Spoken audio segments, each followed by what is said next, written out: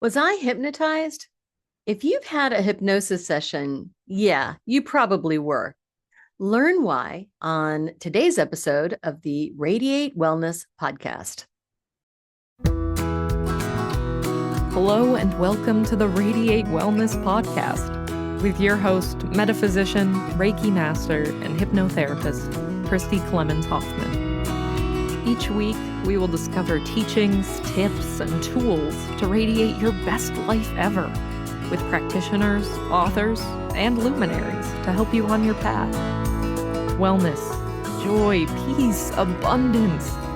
What do you want to radiate? Welcome back to the Radiate Wellness Podcast. I am your host, Christy Clemens Hoffman. Today, we speak with Master Hypnotherapist Steve Burgess in the UK. But before we get too much further, I have a quick few little favors to ask of you. You see, we would love to have more listeners to this podcast. More listeners means more great guests. It means more fantastic sponsors, and it means more people get the benefit of the enlightenment that we offer here to radiate joy, peace, abundance, health, and more. So wherever you are listening, probably on your device, some kind of device, whether it's YouTube, Pandora, Spotify, Apple Podcasts, wherever you're listening, would you please subscribe or follow? It seems really simple, but it boosts us in the algorithms. Next, if you would, wherever you're listening, again, please like, heart, write a 5-star review, or even a 2 or 3-star reviews. Any reviews will do. But please review and rate the Radiate Wellness Podcast. Again, that really helps us in the algorithms. Next, if you wouldn't mind, please share this podcast. Wherever you're listening, there is a way to share to your family group chat, your text thread with your college roommates, your coworkers, your friends and family, everybody that you know. Please do share this podcast so that we can get more listeners and boost our algorithms. And then finally, this is a really big ask. So if you do the others, that's totally fine. But this is a big ask. And that is to go to radiatewellnesscommunity.com, our website, and go to the podcast page. On the podcast page, you will see a button to donate to this podcast, right? There's little heart hands like this. Donate to the podcast. All of the costs of this podcast come out of my pocket, my personal pocket, like my pocket, which is fine because I love doing these podcasts. But, somebody's got to pay the podcasting platform and the editor. So we could use a little help. Please go to that, support the podcast, and donate to this show. Every cent goes to those costs. All right. That's it for now. Our guest today, Steve Burgess, is one of the world's leading hypnotherapists and a specialist in past life regression. He has completed many thousands of past life regression sessions, helping his clients with a wide range of issues, including phobias and anxieties, depression, lack of confidence, weight issues, addictions, physical illness, sexual problems, and performance anxiety. Most of his work involves using hypnosis to regress people back to the emotional root causes of their problems, often back into previous lifetimes. His YouTube channel, Hypno for All, features free hypnotherapy recordings. He is in high demand as a hypnotherapy trainer, and his work has been featured on television, national radio, and in numerous publications. Enjoy this fascinating conversation. Welcome, Steve Burgess, to Radiate Surprise. Hi, Steve. It's great to see you again. Yeah, thanks for having me back, Christy. I appreciate it. Thank you. I love the theme of Radiate Surprise. We've not done that before. First of all, your first book, The Past Lives, Surprising Past Lives, and this one, The Adventures of a Hypnotherapist, definitely all about surprise. I love it, right? So Yeah. Now, how long have you been doing hypnotherapy? Over 33 years now. So in English, I'd say I'm an old lag. Completed over 15,000 therapy sessions in that time. So been around the block quite a few times, yeah. Sure you have. And you've been teaching as well. When did you start teaching? Oh, within about 10 years of starting as a hypnotherapist. I didn't do it straight away because I wanted to make sure I knew what I was doing. But then I started to run hypnotherapy training courses. I was invited over to Norway to run training courses for the Norwegian Hypnosis Academy, because in those days, hypnotherapy was relatively unknown in Norway. So we did a lot of work to get hypnotherapy out there, and regression therapy as well. I used to do lots of training courses. I do less nowadays because my schedule is so busy with client sessions. But yeah, I used to love doing that. Right. Now, you made a distinction between hypnosis and regression therapy. So for those who might not know, can you tell us about that? Yeah, well, hypnosis is the state that we guide our clients into in therapy sessions, which allows us to tap into the subconscious, the deeper mind, all-knowing, all-wise part of the mind, the powerhouse of the mind, the 99% of the mind that we don't use overtly on a day-to-day basis. And the therapy in hypnotherapy is what we do to get the clients better, which in most cases in basic hypnotherapy is using what we call post-hypnotic suggestion therapy. And this mainly is involved with feeding the subconscious with new suggestions about change. And the aim then is the subconscious takes those suggestions on board and helps the client to change. And we also do visualizations and metaphor work within that work. So that's sort of standard hypnotherapy. The state of hypnosis, the therapy, is what we do to help our clients to get better.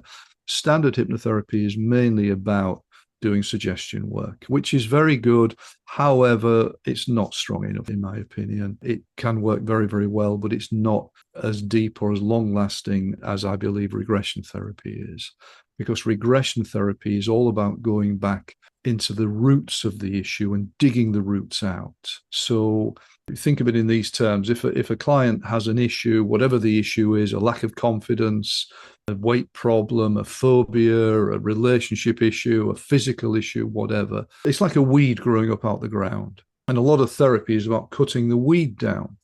But the problem with that is the weed often grows back, or it grows back in a different way. Whereas regression therapy is about digging the roots out. And when you dig the roots out, the issue heals and it doesn't come back. So for me, it's much deeper and much more effective. And in fact, I don't think if I hadn't moved into regression therapy 30 years ago or so, I don't think I'd have continued being a hypnotherapist for all these years, because I find that regression therapy, it's so much more effective than I believe any other therapy on the planet. No, I agree 100%, because when we can identify what created a situation, an illness, a disease, a condition, then yeah, like you said, we just pull it out, root and all. You do with a weed in your garden. Yeah. And in a way, it's simple, and the concept of regression therapy, the regression model, all of our issues as human beings come from locked in feelings and emotions from past traumas. Yeah. And if we can release the traumas wherever they come from in this life, in past lives, or in our ancestors' lives, because we can inherit traumas from ancestors, and we release those, then we get better. Now, your book, I have to chuckle. The Adventures of a Hypnotherapist, the subtitle is, Was I Under? I get that question as a hypnotherapist a lot. Yeah. So why did you choose to put that in the title? It's like a red rag to a bull, isn't it? Because we can spend 10 minutes, 15 minutes in a therapy session with a client saying, what hypnosis isn't. You're not going to be under. You're not under my control. You're not asleep. You're not in a coma. All you are is an inner state, a relaxed state. Just think relaxation. And a number of times at the end of a session, a client will open their eyes and say, well, I don't think I was under. I could have opened my eyes. I could hear what was going on in the road outside. I said, but I told you wouldn't be under. You're just going to be in a relaxed state. And it's like a red rag to a bull. So the number of clients over the years say, was I under? I don't think I was under. Oh, here we go again. Yeah, it's not anesthesia and it's not amnesia. Absolutely. Yeah. And I will have clients have a fantastic session. All of their questions are answered. Things are resolved. Physical issues relieved. The next day they email me, I have to tell you that I don't think I was under. I could hear airplanes outside. I could hear you taking notes. Yeah. It's so damn frustrating. So I call it Was I Under, because I just think it's a fun thing. I try to make light of it and try to get over to people that you're not under, as you say. You're just in an inner state. And trance is natural. That's our jargon word. We guide clients into trance. But when we're driving on automatic pilot in the car, that's trance. When we're watching a movie in the cinema, that's trance. When we're talking as you and I are now, that's trance. So these are just natural trance experiences, but people still expect to be in some sort of coma state with the tongue hanging out and dribble coming down the side of the chin when they're in trance. And that's just not how it is. But Hollywood and TV and stage hypnosis gives you a very different view of that. I mean, hypnosis, of course, is misnamed. So hypnos was the Greek god of sleep. And the chap who coined that phrase, James Braid, in the 1860s in England, who created the word hypnotism in English, realized quite quickly it was the wrong word. But it was too late to change it by that stage. Everybody had heard of the word hypnosis. But stage hypnotists say sleep, and people close their eyes. So people think those people up on stage are asleep. They're not asleep. If they were asleep, they wouldn't hear a word he was saying to them, and they wouldn't be doing all the silly things up on stage. So, yeah, we do our best to convince our clients. You'll still be aware. Your conscious thinking mind is still ticking over all the time. So trance is not about losing control.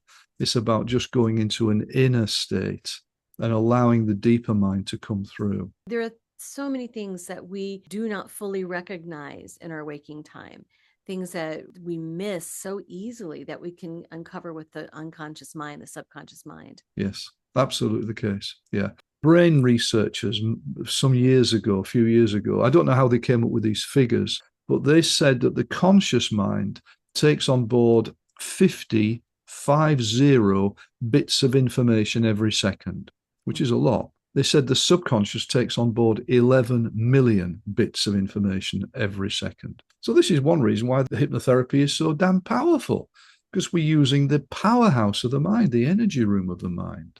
Absolutely. They say that we use only maybe 10% of our brains. Well, the rest I think it's less than that. I think we only use 0.01% of our minds. Oh, wow. Really? Again, that's what recent brain research is suggesting. No more than 0.001% or something like that.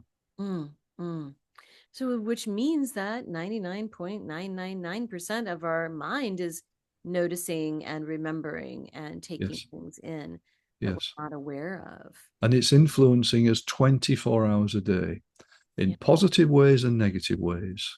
And whatever is in the subconscious, it just plays that over and over. And if there's a lot of negative imprinting in the subconscious, the person will receive that imprinting 24 hours a day. So our job as therapists is to dig those roots out, dig it out, and then those imprints just dissolve away. Yeah, I agree. So you've written a few books on hypnosis. What sets this book apart, and why did you decide to write it? Yeah, I think this book is a little bit different. The previous two books, the first one was Famous Past Lives, which is about some clients I've had in past life regression who appear to have been very famous in their previous lifetimes, which doesn't happen very often. It's very rare, but people think it happens all the time. It doesn't. But the second book was The Power of Past Life Regression, which was primarily a wide range of issues that my clients have healed using past life regression, sharing their stories. What I wanted to do in this book is, and this is why I'm talking about surprise for today, because I wanted to surprise the reader. I wanted to wrong foot the reader. I wanted to let them laugh in a chapter and then shock them in the next chapter. I wanted to wrong foot the reader a little bit because, and I've tried to introduce a lot of humor because that's who I am. And the book is certainly not dry as dust, as you know. But at the same time, I'm talking about a lot of very serious things in the book at times. So, for example, I'm covering chapters on helping clients to overcome childhood sex abuse, a chapter on satanic paedophile rings and stuff like that. So that's the shocking stuff. But the main thrust of the book also is to give a sense of me as a therapist. I'm sharing some of my experience. It isn't like a memoir. It isn't just all about Burgess. That isn't what I wanted to do. But I do share some of my stories from a therapeutic perspective. I also wanted to cover alien abduction regression, because that comes through sometimes, and spirit release work, because occasionally we find we're doing spirit release work. But I also wanted to give broader examples of the regression world. It isn't just past life regression. Everybody gets hooked into past life regression, partly because it's damned effective and partly because it's incredibly fascinating.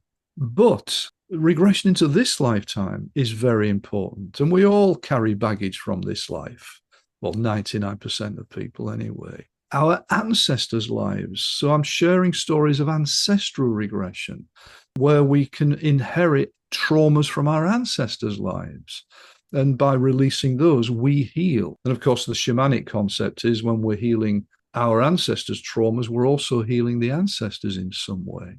So that's also another aspect of it. So I wanted to give a real spectrum, a broad spectrum of my world, if you like, over the last 33 years, including my time in prison with the UK's most violent prisoner. Yes, tell us that story if you would. It was just when I was setting up my therapy practice 33 years ago, and I went into a local prison to teach stress management and meditation to prisoners.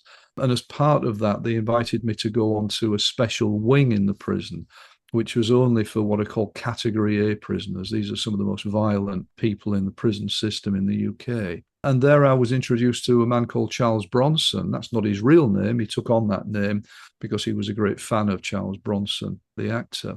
And Charles Bronson, the prisoner, he's spent over half of his life in prison. He's never killed anybody, but he's an armed robber.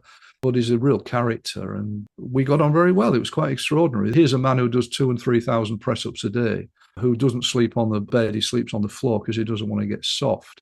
He's built like a bull. And we just hit it off together. And we found a team of us in that prison that here was a man who had been brutalized by the prison system. They'd really tried to destroy him and they haven't succeeded. But we found he had an incredible artistic talent. And we brought that out in him. Now his artworks sell for thousands for charity. And he found out that I was a freelance writer at the time. So we started to write a radio play together. And I've given, put some of the pages from the radio play that he created. The concept was his. And we wrote it together. And it's brilliant. It's certainly not the work of some psychopathic lunatic. He is an amazing piece of work. So, and for me, he's one of the most fascinating people I've ever met. He really is. And I always felt safe with him. Always felt safe. At the end of our sessions together in the prison, he would say, "Give me a big bravarac, Steve." And he'd put his big arms around me and give this big hug. And yeah, so that was quite a fascinating time. It really was. Oh, I can imagine. You've got quite a few stories like this in your book. Do you have any more that you'd like to share? I think the story that I start the book with, which is good one, quite amazing, where a lady came to me 29 years ago with a serious liver disease, one of only 12 in the UK, and nobody survives this disease. It's where tumours grow on the liver, and these tumours grow so big that they press all the internal organs out of the way and they stop the liver working. They're actually not cancerous.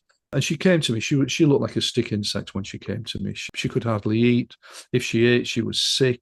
She was in pain all the time. She spent most of the day just laying on a sofa. She couldn't do anything. She was an ex-police officer.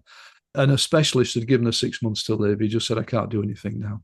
Then she just sat in front of me and said, "You're my last hope." And I always hate that, but you probably heard it before because it puts a lot of pressure on us. But we've got to be there for our clients. And I was very lucky because she was very good at hypnosis. About 25 to 30% of people are naturally hypnotic. And in our first session, I guided her into trance. I talked to her about the emotional causes of illness, but I took her into trance in that first session. Gave her some hypnotic suggestions to let go of the pain. And she came out of trance and she looked quite a different person. The pain after just 40 minutes of trance had dropped from like 10 out of 10 to 4 out of 10. And she was able to walk out of my office unaided. And so the week later, she came back to me. She'd come off all morphine. She'd been taking morphine for months. She didn't know what day of the week it was. She was all over the place. And the suggestions I'd given her, a subconscious said, "I don't need the morphine anymore." She was handling the pain just with her mind. And then we began the journey of healing the emotional causes of the illness. We did work in this life. There were 2 past lives which were connected to causing the liver disease in this life. In one of the past lives, she was a Native American squaw who was stabbed by a raiding party and killed by a brave from another tribe. And of course, guess where the dagger went in that life? Oh my goodness. Exactly where the liver is. In the second past life, she was bayoneted to death by Nazi soldiers as a young Polish teenage boy and thrown into a river. And again, guess where the bayonets went? Oh, Exactly where the liver is in this life. So we did work on healing the emotional causes, and the tumor stopped growing. And her general pain level was 2 out of 10 instead of 10 out of 10.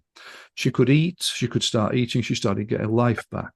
So her specialist at the hospital said, I think we should try the surgery again, which she'd tried previously, and it had been a total disaster twice. Because one of the reasons it was a disaster, she had to drink a dye down so that the surgeon could see what was happening on a screen as he was doing work in her body. And she's allergic to so many things. And so as she drank the dye, she spent the whole operation retching and vomiting and moving. And there's this poor surgeon trying to do a special, very intricate piece of work in her body. The first time he damaged the liver itself. The second time he tried the operation, he damaged her gallbladder so badly it had to be removed. So when she knew she could take the operation again, he said, let's try it again. And I said, well, let's do it in hypnosis. Not realizing what I'd let myself in for, because as you know, we don't get trained to do hypnosurgery. Nowadays you can pick up training, but in 1994. And so we then did a lot of rehearsals to alleviate pain to anesthetize the body very quickly. And I went to the hospital, took her into trance in the operating theatre with all the team of, the staff standing by. I disassociated her out of her body, took her on a journey around the stars throughout the whole of the surgery. She wanted to be sick just a little bit once, and I gave some suggestions and it dissolved it away. The surgery was a total success. It was over after 90 minutes. And the surgeon turned to me at the end of the operation. He said, I have never seen anything like this in my life. It was like operating on a dead body. There were no defensive reflexes. The only person who had the problem with it was me, because I don't like blood, but I share that in the book in a funny way. And the surgeon said, I've never seen anything like this. I need to talk to you about it. Give me one of your cards and I'll give you a call. Yeah. Well, I'm still waiting for that telephone call 29 years later, but that lady is now 29 years past her die-by date. And she even subsequently had a child a few years later. Oh, well, that's beautiful. So quite remarkable. That's quite remarkable. Now, do you often hear from your clients afterward to give you a progress? Sometimes. Yeah. And she's doing well. It's a great, just incredible that she should still be alive after all this time. So, yeah. And some clients do keep in touch. It's wonderful when they do. It really is. Gives you such a boost, because we're working in a vacuum, aren't we? We get people better or not better, because we can't cure the world, but people say that's fine and we don't see them again, and sometimes we only hear from them years later if they pass somebody else on to us, if they recommend somebody to us. But it is nice when we get feedback from clients. I have a gentleman in the States. He had severe irritable bowel syndrome, IBS. He was 16, he had it since he was 15. He'd never even be able to have a relationship. He could never have a relationship in the whole of his life, because if he went out on a date with a woman or a girl, he spent most of the time in the toilet. So he couldn't do anything. He had to choose jobs that just were quite limited. And we did quite a lot of work. It was quite an extensive therapy process. That it wasn't 2 or 3 sessions. A lot of the past lives we worked in were actually positive past lives, which was surprising, as opposed to trauma release ones. But the IBS was at 85% better by the time we'd finished. Okay. And he shocked me one day when we came online to have a session, because we do all the sessions online, and he said, you won't believe what I did last week. He said, I got onto a plane and went to a conference for 4 days in Los Angeles in a hotel. I hadn't been able to do that ever with not a single problem. See, that is fabulous. Now, as you said, we can't heal everyone. So what type of clients have the best outcomes, in your opinion? I don't think there's a typical person, to be honest. I really don't, Christy.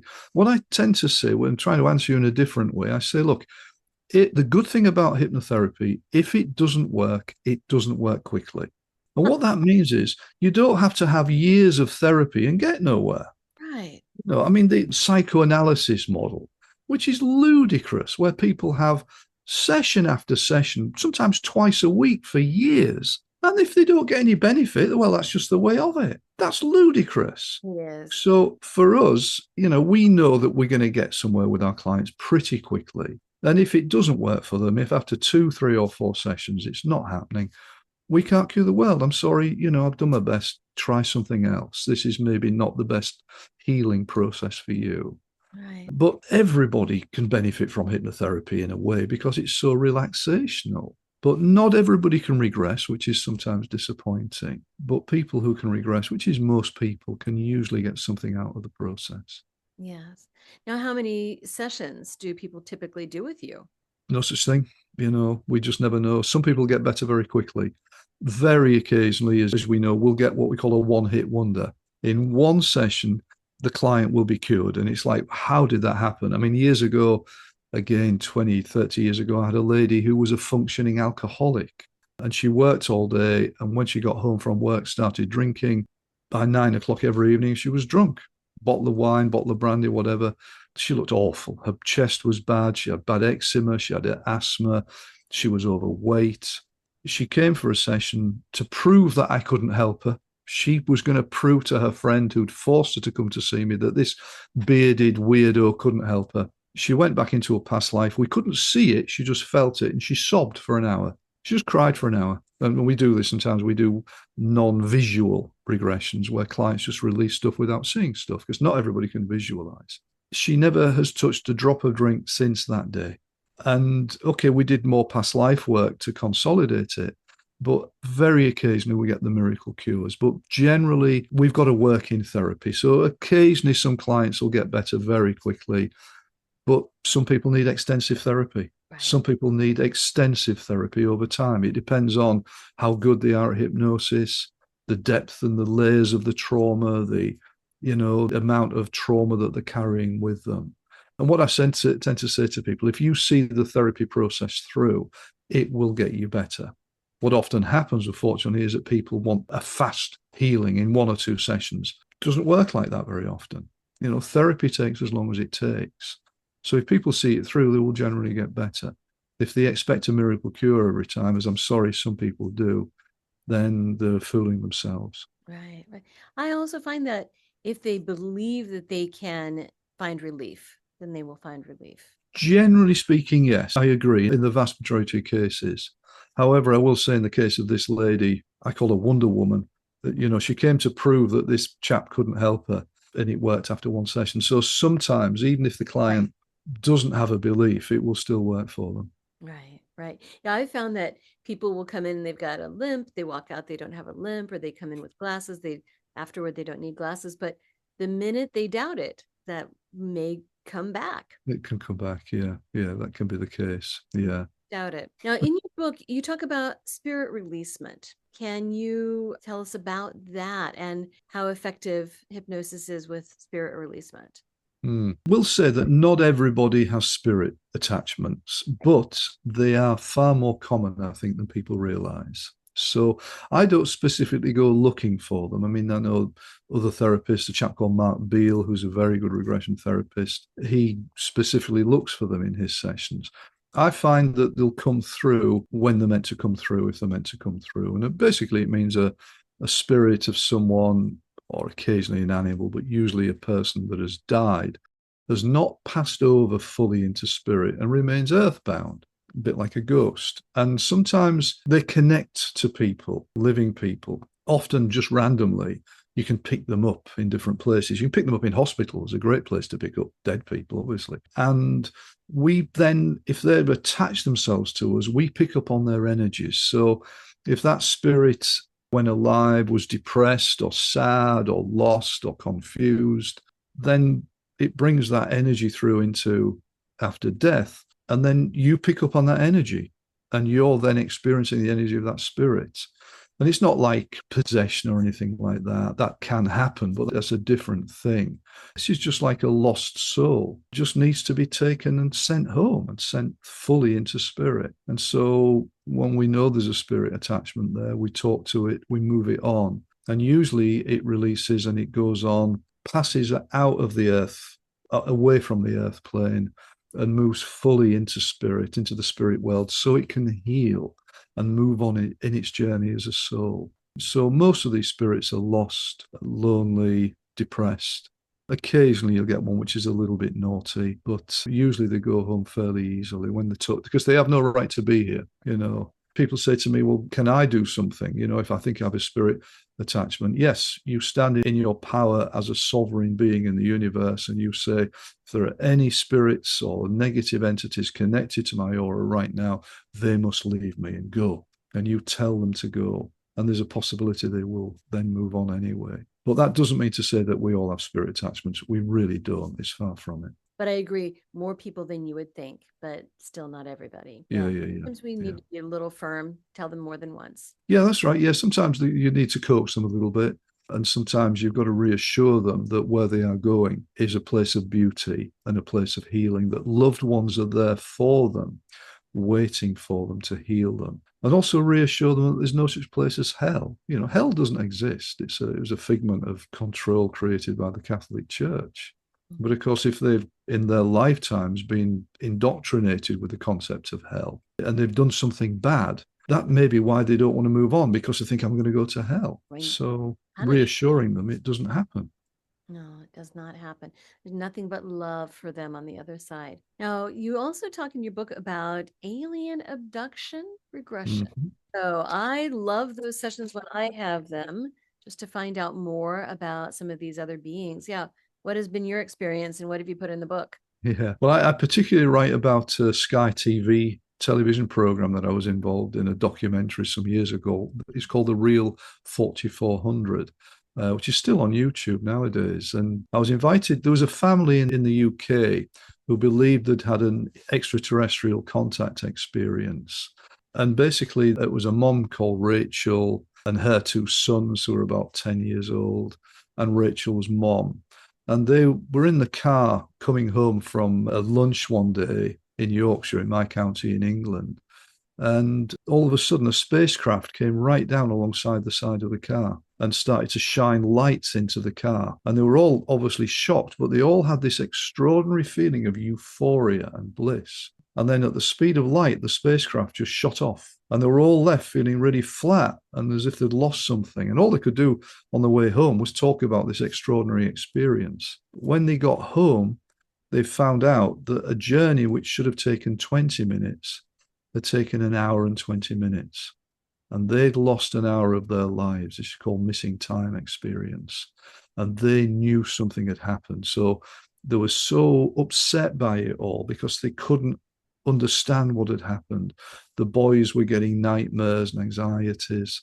And I was asked if I would regress Rachel, the mom, live on camera, to see if we could remember what happened. And I did. I guided her back to the day. And what happened is the spacecraft came down, took the car up underneath the spaceship. In some way, they were taken out into the spacecraft, which was dark inside.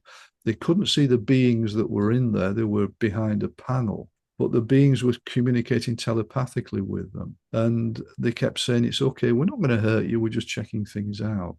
And then these lights started to come round and down them, like X-raying them almost, orbs. And it was a strange experience for a while. Rachel became quite scared in the session at one point because she thought the boys were going to be hurt.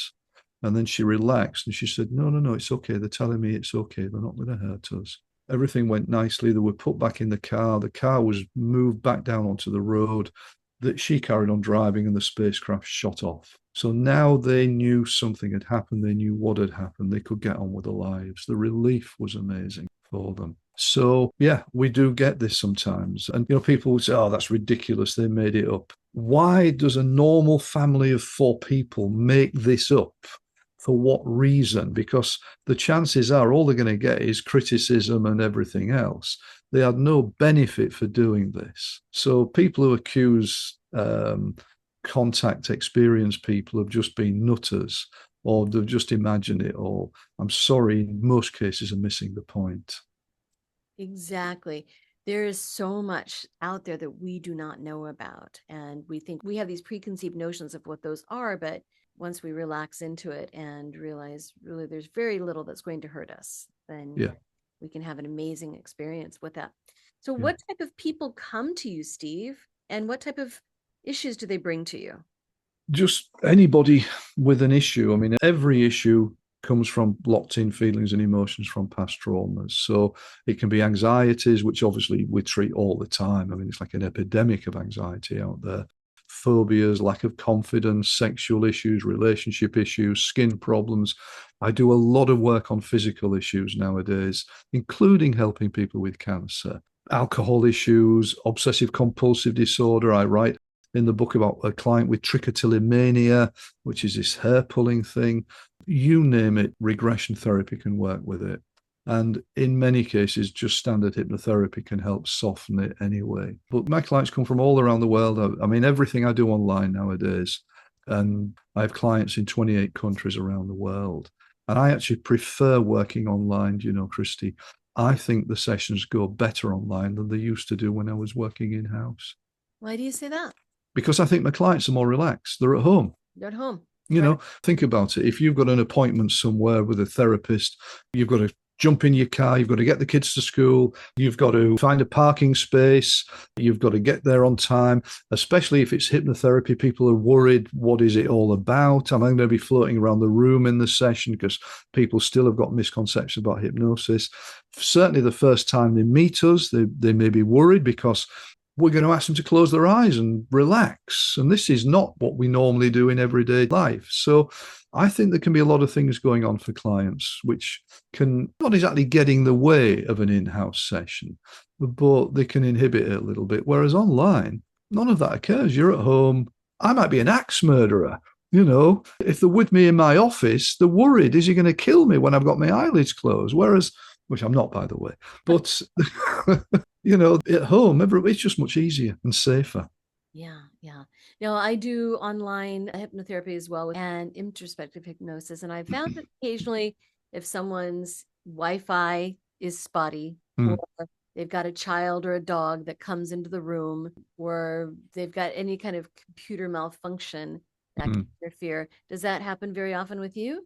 Very occasionally, but very rarely. Yeah, very, very. It really is such a rare occurrence. And, and also, I reassure my clients, if we lose the connection, all you do is bring yourself out of trance because you're not under. Right. You're not under anesthesia, right?